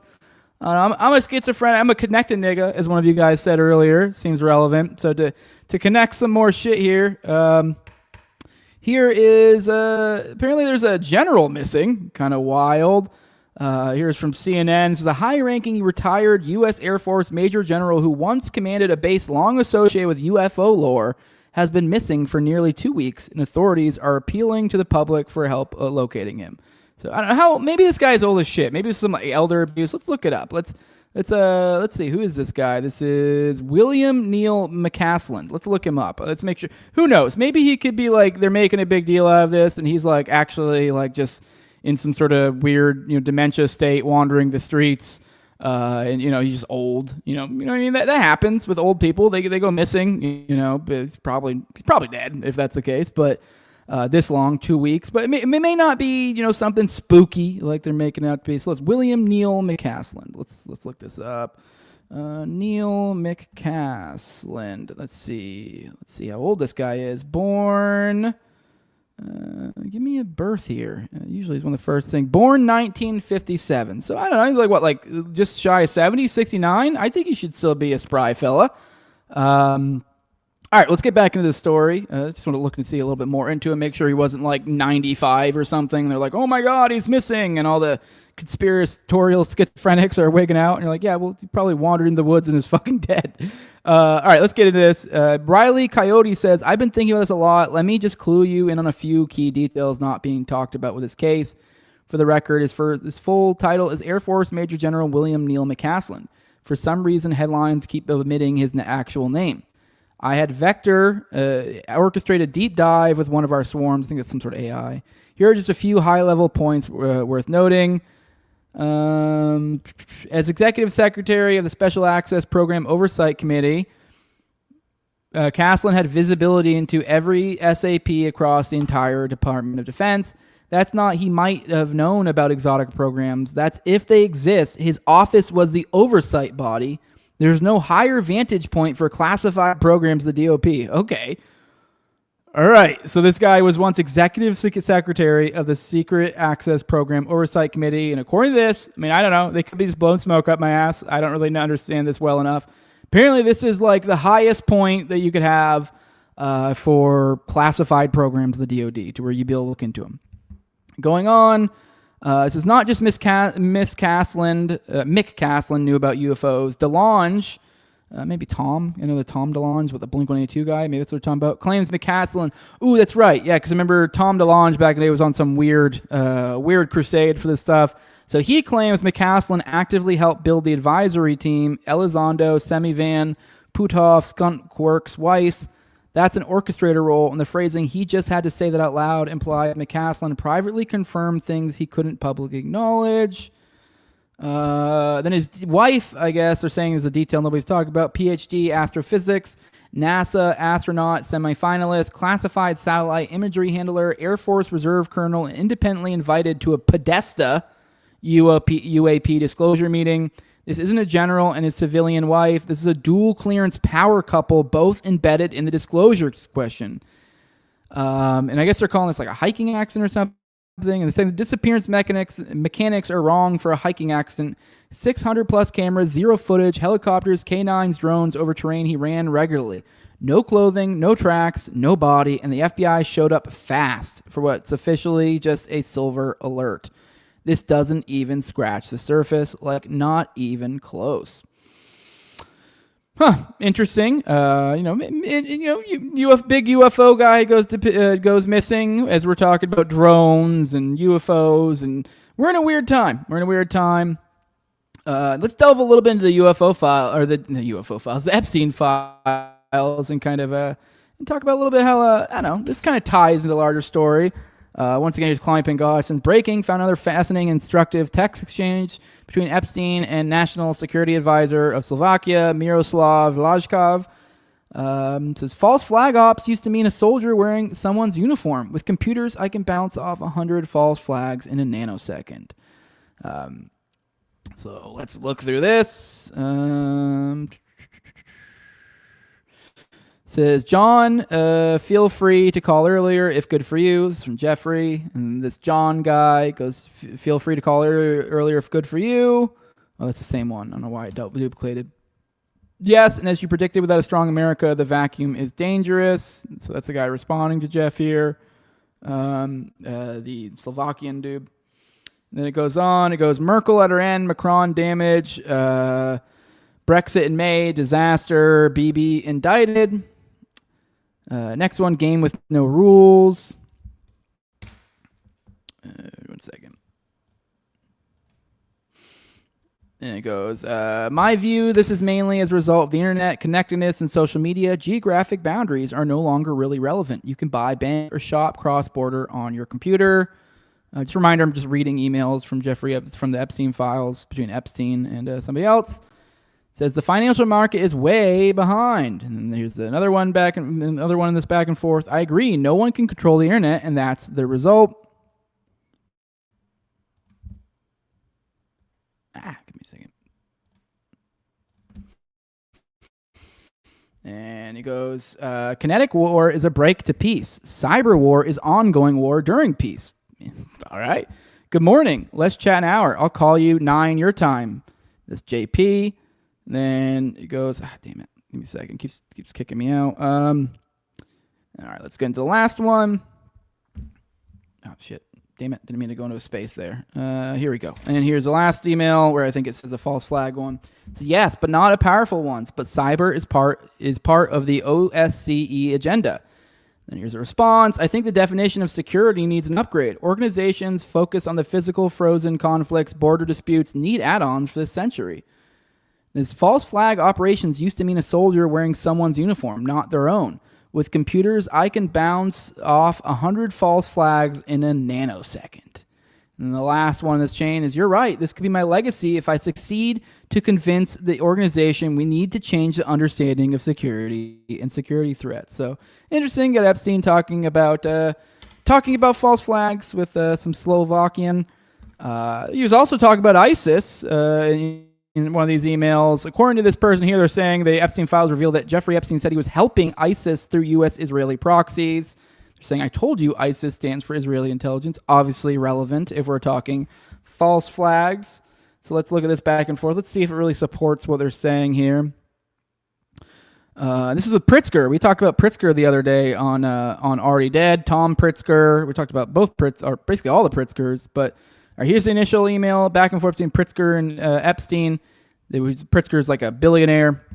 It says, yes, there is a tradecraft name for this administration's approach. Clusterfuck. When China began building bases in South China Seas, we ran freedom of navigation cruises. This is a technical process that describes which of the ship systems are on and which systems are off. Zero orders it done. Pentagon sends over details, and Susan Rice views systems on off, not as a protocol, but as a menu of options. She overrules which systems she wants on and off. In effect, White House diluted challenge for which freedom of navigation cruises were designed. He had a foreign policy strategy that was articulated at Cairo. It is a failed strategy, and he failed to change when its failure was clear. Would like to hear what Ehud thought when he first heard Cairo. A good example was complete withdrawal from Iraq, followed by passive support from Maliki, who then slaughtered Sunnis amid ISIS irrational alternative. The response here is Jeffrey says, Nusra, Al-Qaeda, Jabba, Hamas, the leaders all prefer Donald. Wild. And the response from Pritzker, they know Hillary. And then here's Epstein again. Says Turkey gives Nasra a heads up on Iraqi recruits, slaughter. Russia gives Erdogan a heads up on coup. U.S. gives a pass on ISIS to Palmyra. Assad has no support, so we'll stay. Nuclear base in Turkey, Soviet defense in Iran, Saudi in Yemen, Egypt about to lose all financial support. Jordan has 1 million refugees, as does Lebanon. Also, my guy, Thurban Jagland, General Council of Europe, will be here this weekend as well. And he goes, in New York tomorrow through Friday, but morning to dinner, Hyatt Strategic Report. Retreat. Are you in New York? I don't know. I know this one does feel like he's overstating it. I don't even really know exactly the context. He's mentioning that U.S. gives a pass to ISIS to Palmyra. I'm not enough of a foreign policy nerd to understand the context there. Maybe one of you guys are there. So I don't know. This seems like a little bit of a weak sauce if you're trying to establish, if you're trying to be like, oh, he was helping ISIS through U.S. Israeli proxies. Was he? I don't know if that's clear, but he did seem to really like Israel a whole lot. Here's a picture of him with someone redacted. And in the background, you can see a drawing of Greater Israel. Moving on, here's him. Here's a picture of Epstein in the CIA. He's in so here you go. You can see the picture of him. You can see the bottom right there in CIA in the picture. You can even see on the email, it says to Jeffrey from something. It says CIA envoy in there. I don't know if that's I don't know if that's like someone CC'd or how that worked or what that CIA envoy implies there, but obviously CIA envoy. And then it says Thomas Paine says, "Was Epstein doing at CIA HQ? This and other deleted pics from Langley Disguise, an office of technical service, aka the Disguise Shop or Wardrobe Lab, used to fab ID transformations, including masks, wigs, and tradecraft for covert ops, like making an Epstein's mask to fake a death/autopsy photos, just spitballing," as he says here. So they got OCR. Their CIA got OCR in their uploads and written as metadata of file is why why it says CIA at the top there. I don't even know what OCR means. If one of you guys are tech nerds and know, I don't know, but that's why it's saying it says CIA up there. But moving on, I don't know, it looks a little shady, a little weird.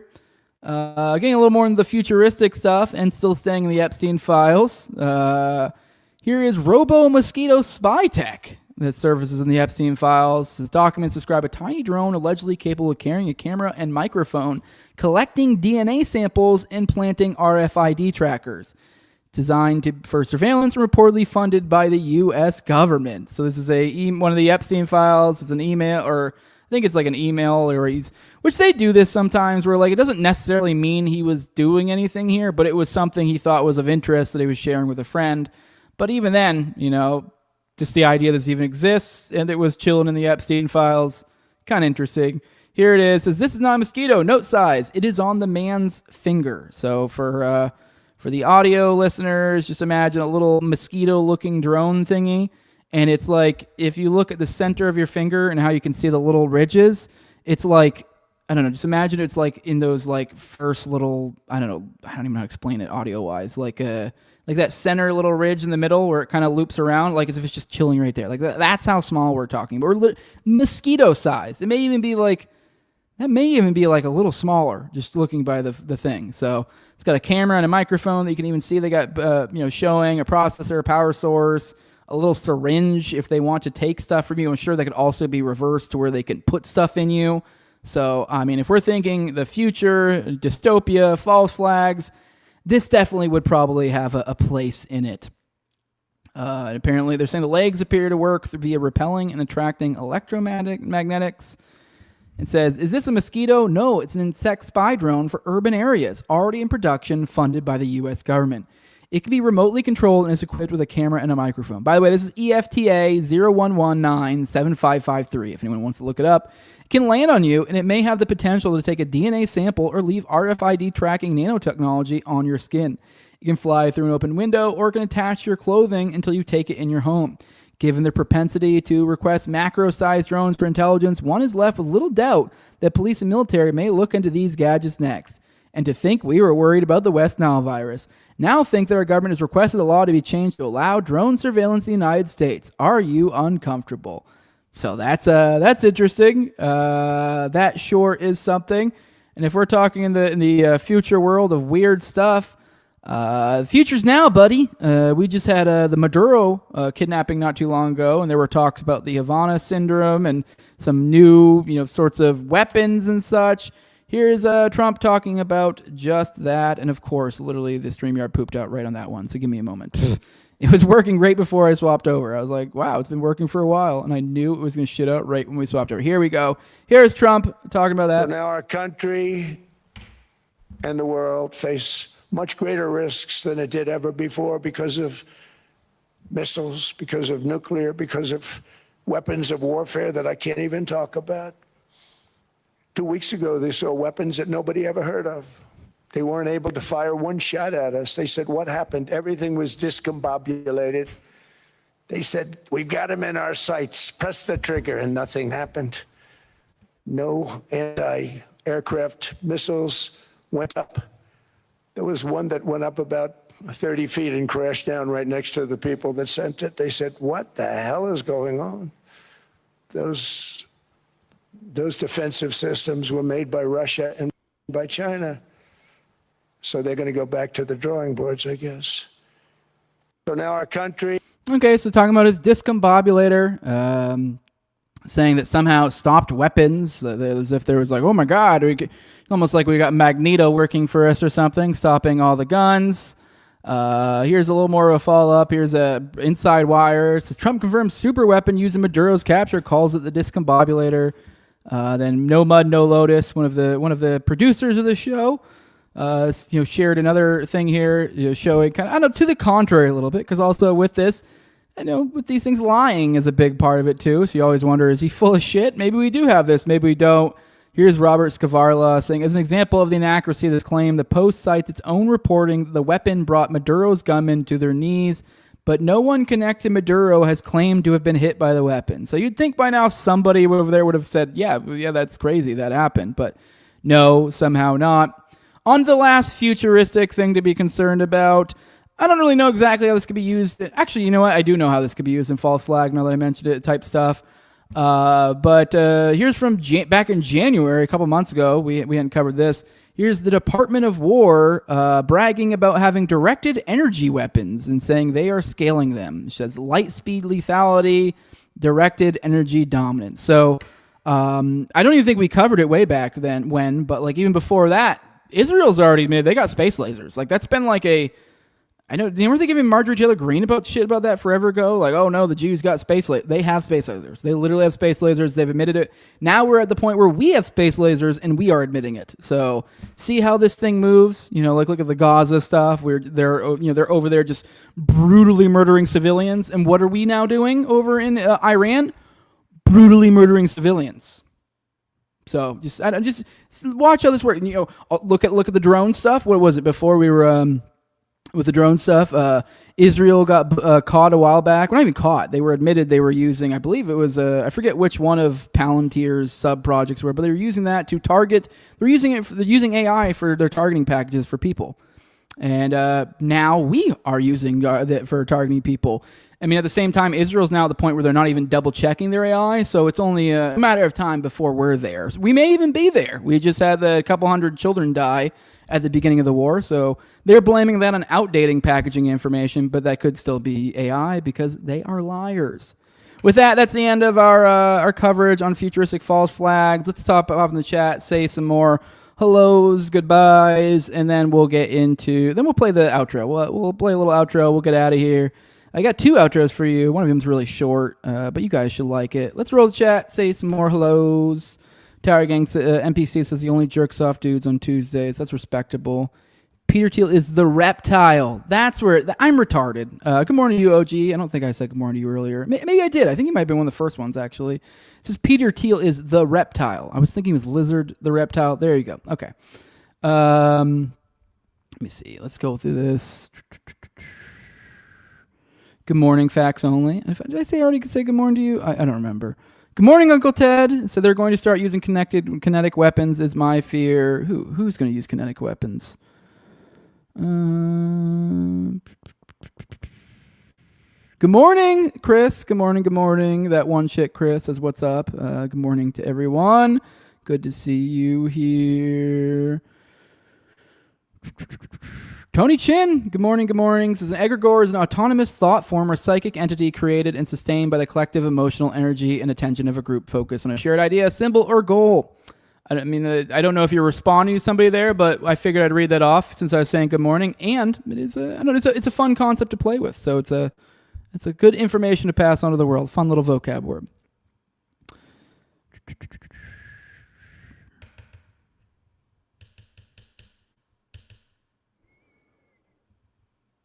All right. Looking through. It's a bunch of chitty chat, but it's just between you guys. Just looking to see if there's anything worthwhile bringing up, and then we'll get out of here, play the outros, and we will be out. Guys are talking about your kitty cats in the chat. That's nice. That's nice. Tom says you've been discombobulated. Well, we're all caught up. Let's get out of here. Christian space lasers with John Black. Yeah, we got Jew space lasers, and now we got Christian space lasers. Be a matter of time. We have Muslim space lasers, and it'll just keep going down. Whatever next religion is the most spooky. All right, guys, let's get out of here. I got a couple fun outros for you guys. For those who want to support my show, want to support the show, leave a like, share, subscribe, comment, leave a 5-star review on iTunes or Spotify. You can find the show on YouTube, Rumble, all the major audio podcatchers, and Twitter as well. That's at Tower Gang Jose. And if you support the show the best way you can do that with money. Over at patreon.com/NoWayJose2020. Got the QR code right here. There we go. Right there. If you want to use that doodad, or you can go over to patreon.com/NoWayJose2020. At the low level of $2, I give you a whole host of perks. Give you access to it. I give you 1 to 2 paywalled episodes per week is what I shoot for. Try to keep about 4 or so behind there at any given time. Also give you access to ad-free RSS feed, give you access to Telegram, give you access to pre-show, post-show, and video calls, and me and Austin's weekly live call-in show, Already Dead. And also a big shout-out to my sponsors, the highest level of my Patreon at the end of every episode is a big thank you for their support. And my previous co-host, Entire Gang, at Learner Toad, also at Abrogate D's, at ZLVRCK, at _InvitZeal, Tim Tuttle, at John Klebold, big fan of the show, Torment, at Wayne Tackless, Winter Haired Car for Kids, No Free Lunch, Jack, Mark Vestibule, and Jacob Wintergrad of the Biblical Anarchy Podcast. With that, guys, enjoy these outros. First one I got for you guys is some exclusive footage. Remember I told you they're like hiding all this stuff. Well, one got through. One of those footages from those foreign countries got through. The ones they're trying to censor. Here's a helicopter being shot down by Iranian forces. So seems like they've managed to suppress this. Check this out. What do you guys think?